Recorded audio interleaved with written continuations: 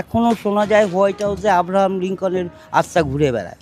বহু বহু মানুষের মৃতদেহ পুড়ে যে ছাই জমেছিল, সে ছাই, সে ভস্ম এখানে বছরের পর বছর, যুগের পর যুগে ধরে জমতে জমতে আজ প্রায় পাথর হয়ে পড়েছে। এই যে এখানে অমাবস্যায় মাঝে মাঝে ভূত ছাড়াতে আসে, ধর ভদ্রঘরের মায়েরা মেয়েরা ভূতে ধরেছে, আর এগুলো হচ্ছে সব ডেড বডির রাখ।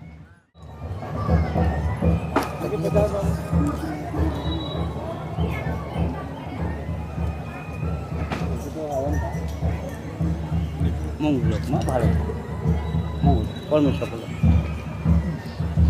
বাবা একটু কথা বলতে হ্যাঁ, চাইবো বলুন। আপনার সামনে। আপনার নামটা একটু বলবেন। আমাকে লোকে গ্র্যাজুয়েট বাবা বলে।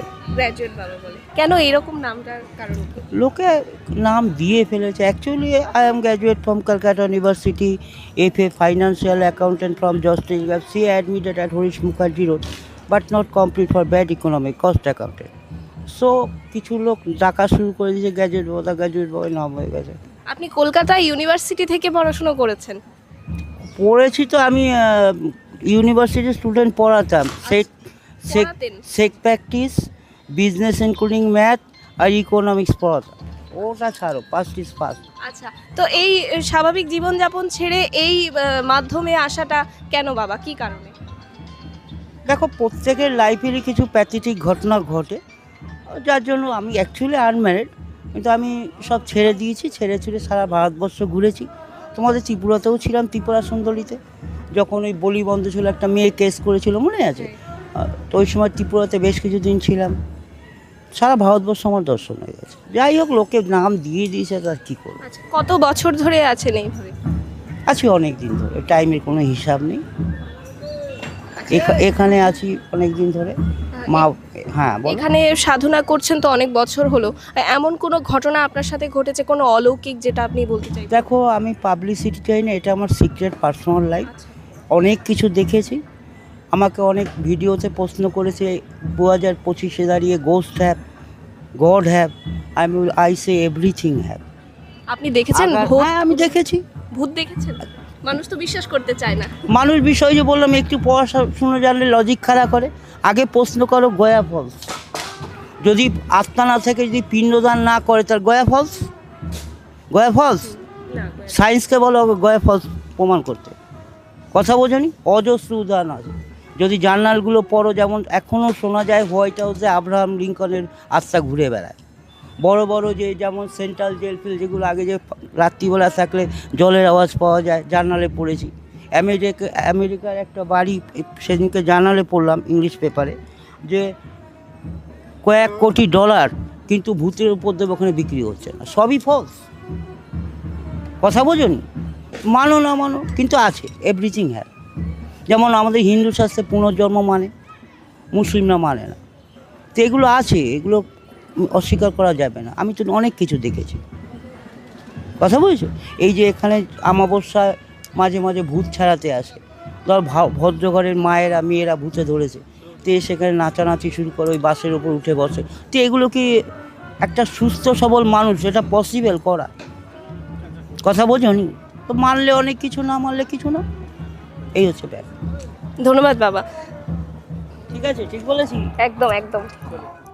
আমরা যার সাথে কথা বললাম, ওনার নাম হচ্ছে গ্র্যাজুয়েট বাবা, মানে মানুষ ওনাকে ভালোবেসে এই নামটা দিয়েছেন। আর এই মুহূর্তে আমি দাঁড়িয়ে রয়েছি তারাপীঠে, যে তারাপীঠকে সিদ্ধপীঠ বলা হয়, যেখানে মানুষ সাধনা করতে আসেন। বহু বহু বহু বছর ধরে বহু সাধক এখানে বসে বছরের পর বছর সাধনা করে সিদ্ধি লাভ করেছেন। সেই থেকেই এই তারাপীঠকে কিন্তু একটা অন্যতম পীঠস্থান হিসেবেও ধরা হয়। আর এই জায়গাতে আমি যেখানে দাঁড়িয়ে আছি, এই জায়গাটা হচ্ছে তারাপীঠ মায়ের মন্দিরের উল্টো দিকে মহাশ্মশান। মহাশ্মশানের একদিকে বহু তন্ত্র সাধনা যারা করেন তারা বসে আছেন, আরেকদিকে বসে আছেন এখানে যিনি গ্র্যাজুয়েট বাবা, আমরা কথা বললাম। এবং আমি যে জায়গাটাতে দাঁড়িয়ে রয়েছি, এই জায়গাটা দেখতে পাবেন একটু উঁচু নিচু, একটু পাথরের মতো হয়ে গেছে। আচ্ছা বাবা, এইগুলো কি? এই যে এই জায়গাটা যেমন হয়েছে, আমরা একটু, এই যে দাঁড়িয়ে আছো তুমি, এটা কোটি কোটি ডেড বডি চাই, কোটি কোটি ডেড বডি চাই। এই জায়গাটা, হ্যাঁ, এগুলো একটা দুটো তিনটে চারটে পাঁচটা, এই পঞ্চটিটা দিন রাত জ্বলতো। এই বডির রাগ জমে জমে এগুলো হয়েছে। আজ 4-4.5 বছর হলো পলিউশনের জন্য করোনার পরে ওই এটা ইলেকট্রিক চুল্লি হয়েছে আর ওটা কাঠের হয়েছে, ঠিক আছে। আর এগুলো হচ্ছে সব ডেড বডি রাখ। কথা বলছি, দেখো এখানে দাঁড়াও, এখনো গরম টেম্পার আছে, যাও। কত বছর হয়েছে? 4 যুগের ছাই এগুলো, আজকের নাকি, সেই বামদেবের আগের শ্মশান, বামদেবের শ্মশান এটা, ঠিক আছে, মাথা ঢুকেছে। তো এখানে লক্ষ লক্ষ লোক আসে, মাকে রাখা হয়েছে, আশীর্বাদ নেয়, কাজ হয়। ওই জন্য যে একবার তারাপীঠে আসে বারবার আসে। এটা সতীপীঠ না, কিন্তু এটা সিদ্ধপীঠ। সিদ্ধপীঠ, কারণ এখানে আমাদের মহান গুরু বামদেব মাকে পেয়েছিলেন। এই শ্মশান বা পুরো শ্মশানটি মা আর গুরু বামদেবের বহু লীলা বিরাজমান, ঠিক আছে। এই হচ্ছে তারাপীঠ, সিদ্ধপীঠ। আমরা যেমনটা বললাম যে এই যে জায়গাটা যেটা উনি এখনই বললেন, যে এখানে বহু বহু মানুষের মৃতদেহ পুড়ে যে ছাই জমেছিল, সে ছাই, সে ভস্য এখানে বছরের পর বছর, যুগের পর যুগে ধরে জমতে জমতে আজ প্রায় পাথর হয়ে পড়েছে। তো এই যে সিদ্ধপীঠ বা তারাপীঠ রয়েছে, এখানে কিন্তু বহু অলৌকিক ঘটনা ঘটেছে বিগত দিনে, যার সাক্ষী বহু মানুষ, তাদের পরজন্মের, তাদের যে যারা পরবর্তী জেনারেশন রয়েছেন তারা এখনও রয়েছেন তারাপীঠে। তো আমরা তারাপীঠের এই যে অলৌকিক চিত্র, বিভিন্ন যে ভিন্ন ব্যতিক্রমী চিত্রগুলো, সেগুলোই তুলে ধরার চেষ্টা করলাম আজকের ভিডিওর মধ্য দিয়ে।